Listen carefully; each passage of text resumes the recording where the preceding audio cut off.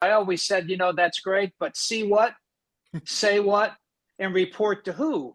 And so I think it's incumbent upon us to put a little meat on those bones as we have that conversation. And so report to who would be an example of your friendly neighborhood behavioral threat assessment team, so they can assess the likelihood of potential and targeted violence. And then frankly, the big goal is either to mitigate it if you can't make it go away, but what are you going to do about it? Yeah, that is so true. You know, a lot of times in conversations I have with organizations, we talk about that reporting mechanism, that receiving mechanism, and that response mechanism.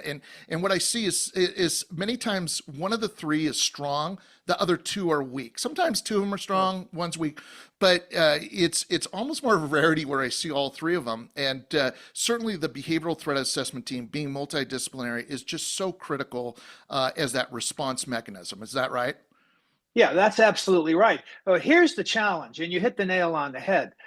If they don't get the information they need, if the folks that are reporting us don't understand what we need to share and why we need to share it, I always tell my clients that I might be dating myself a little bit, they might become the Maytag repair people of threat assessment, because they sit there thinking everything's just fine and there's no problem because they don't know what they don't know. So that nexus between those Yeah. three pieces is absolutely critical. Yeah, absolutely. I couldn't agree more.